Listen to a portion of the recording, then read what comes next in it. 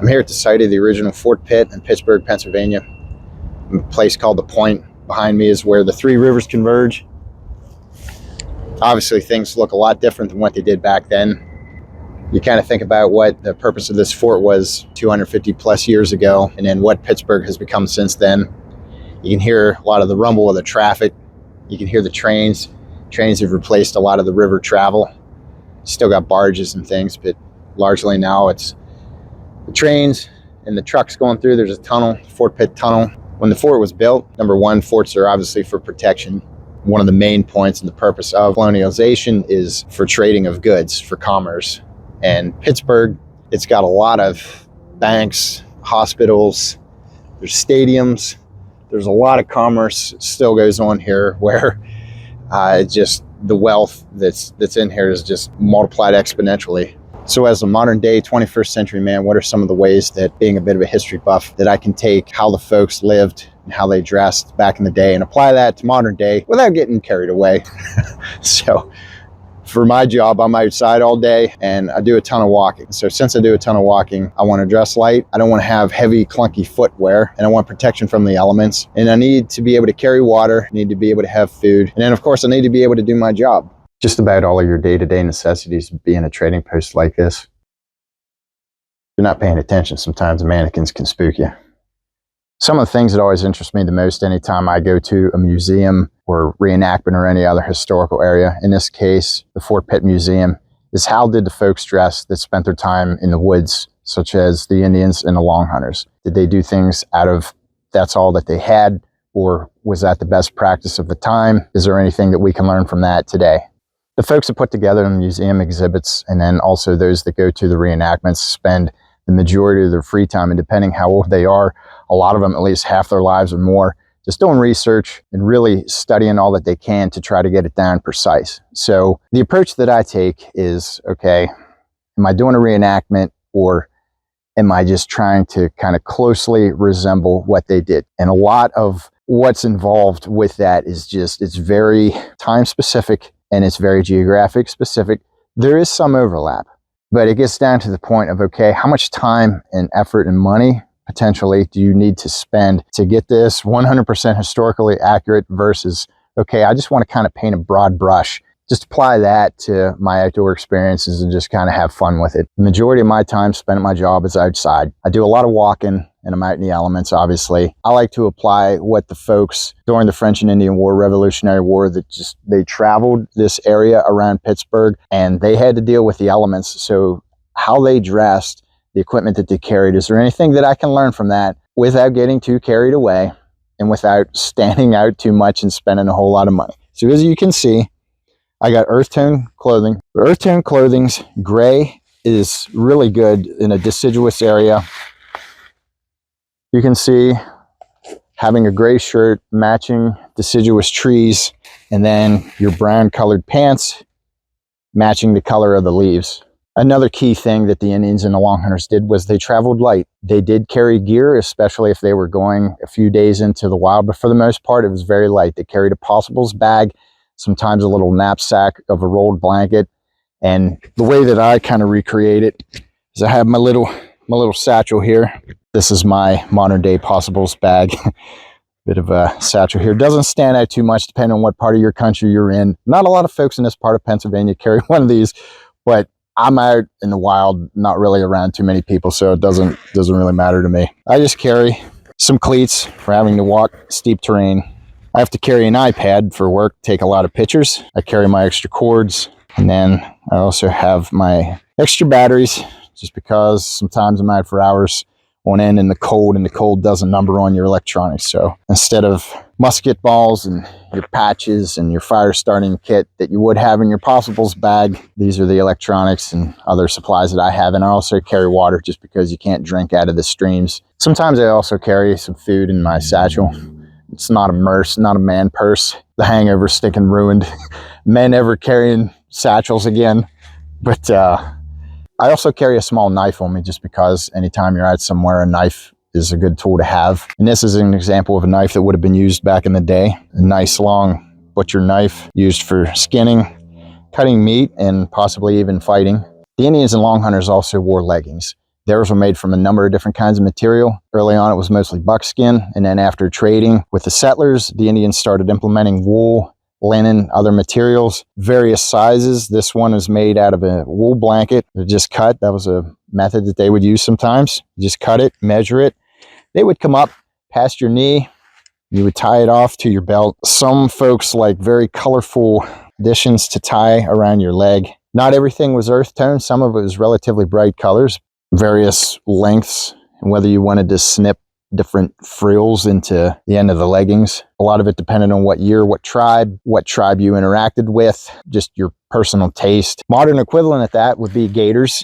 These only come up to knee height. These are polyester. You can hear the sound that makes versus the quietness of wool. Now these obviously would be more waterproof, water resistant than what the wool would be. And there's a number of different styles for modern day that you have your cinching and some Velcro and so forth. I've gone through a number of these gaiters. They're great for work, dealing with snow, dew. And then in the warmer weather, sometimes the unit clothing that a long hunter and Indian would have on would be just your breechcloth, your leggings, and a set of moccasins, and that was it. The footwear choice was obviously moccasins. Whenever I was first getting into this, just huge lesson learned for me, because I just thought, oh, moccasins. And you got knee-high moccasins, you got just your regular kind of bedroom slipper moccasins. And before I learned a lot of this, I just thought, okay, we'll get a pair of moccasins. Well, the Eastern Woodland style was what was called a pucker toe moccasin. You can see why it gets the name pucker toe. And just like with the leggings, it depended on what tribe you interacted with, on how you decorated the back. Different tribes would cut different designs on this back piece that would hang off. I don't wear moccasins out into the woods, but one of the things I do to try to recreate that is there's a number of different barefoot style boots that are offered out there. These are extremely lightweight. They're lighter than a pair of sneakers. A lot of folks that are in the hiking community are big fans of these, but then there's other schools of thought as far as your ankle support, walking on hard ground. With moccasins, you're not going to have much ankle support. There's this barefoot running style that became popular a number of years back that kind of recreates the moccasins. So another feature of the pucker toe moccasins is this flap. It was sewed on separately. When you put your moccasin on, it can flap up like that. And you put a cord around the side, some sort of material, usually buckskin. You just put it around your foot and then tie that on, and that helps secure it. And then your leggings, they'll put down over top of it. And this cord just helps keep leaves and other material from getting down into your moccasin. Buckskin is very thin material. It was readily available at the time. It did wear out at night. A lot of times around the campfire, folks would just spend patching holes in their moccasins, or else just making an entirely new different pair. With buckskin being very abundant, you went through these quite a bit. And with the modern equivalent of these barefoot boots, I've noticed these are made out of leather, not buckskin. But I know even putting mink oil on them, it definitely just being out in the elements, being in the rain and the dew all the time, they definitely have just had them a couple months and they are starting to wear out. And also with your buckskin pucker toe moccasins, is the buckskin would be smoked. What that does is it turns a darker color. Whenever you tan buckskin, it's a bright white color. I smoked these some. You can see that color there. There's still a little bit of white. I was still learning at the time, and so normally these would be a lot darker color. And also too, any sort of buckskin leggings, your possibles bag that would be brain tan, you would also smoke it. That waterproofs it, because otherwise if you just brain tan it and then it rains on it, then it's going to turn into rawhide. This was a very common style of the long hunter shirt. You have your earth tone color. This is made out of linen, and a lot of times they used walnut hulls to make it this earth tone color. You can see it doesn't match a tree exactly, but in contrast between leaves and tree. Sometimes you're in a pine forest, sometimes you're out in deciduous, sometimes you're in grasslands, sometimes there's snow. But all in all, this does a pretty good job of blending in. It is thin, so you would want to use a number of different layers in the colder weather. But these are actually very comfortable. Some of them are bright white. Some I've even seen folks have red or a blue color. This is an example of an overcoat that would be worn in colder weather. Earth tone colors made out of linen. You just put it over top. They didn't have the Poly Pro and all these other layers underneath. I'm not sure if reenactors hide any of that under their clothing, but it's pretty comfortable. You just wrap it around. I'm not gonna walk around like this out in the wild. Another very common feature in the 18th century during the time of Fort Pitt was the baggy sleeves, whether you were a long hunter, Indian, or whether you were a day-to-day settler, tradesman. One of the things to keep in mind is during that time there wasn't a lot of moving parts with the various inventions that they had for machinery. So if you were some sort of shopkeeper, tradesman, you didn't really have to deal with some of the dangers that we have today with moving parts, especially a PTO shaft on a tractor or saws, things like that, that you moving parts wearing loose clothing like this would get caught in. So modern day application of this, I'm not going to wear something with really baggy sleeves like this if I'm running the chainsaw, working around the tractor. But just moving around in the woods,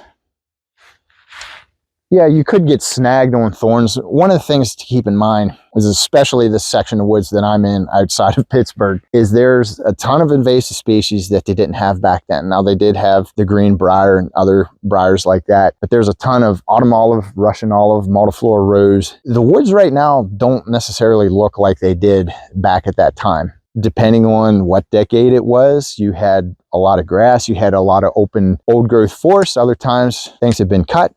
There was a lot of scrub brush. You would snag. Those are just things to keep in mind. And another essential item was your wool blanket. These came in a variety of different colors. Some were bright white, red. I like the gray earth tone colors. Depending on whether you were an Indian or a long hunter, you would drape these around a number of different styles. Now, some of the fashions that you see in the museums and in the drawings is how the Indians would just kind of drape these over a number of different ways. The Europeans too, if you look back at the medieval times, you had your cloak. You just put that around, secure it, or a lot of times just standing around, you just hold it. Common in Indian use, common European use, very practical item. And then also too, you just put it down on the ground, use it to sleep on, use it to sit on, roll it up into a bed pack. This blanket's a bit smaller because I made the leggings out of this material. You can see this is where I cut it, so it would be probably about this much bigger. I earned this blanket whenever I was in Juniata College. We had a club called the Wild Hunters of the Juniata, named after Captain Jack Armstrong. Some armchair quarterbacks say he never existed, but I say he did. We had a club where you would go out and build a debris hut. You would try to recreate how the Indians and the mountain men lived. And if you stayed a night in the debris hut until sunrise, the club would get funds and they would buy you this blanket. I thought that was pretty cool, but one day I went to pick up the extra blankets that we'd ordered, and one of the guys that worked at the student services, I know he meant no harm from it, but he was like, "Hey, Ben, your quilts are here." So I was like, "Thanks."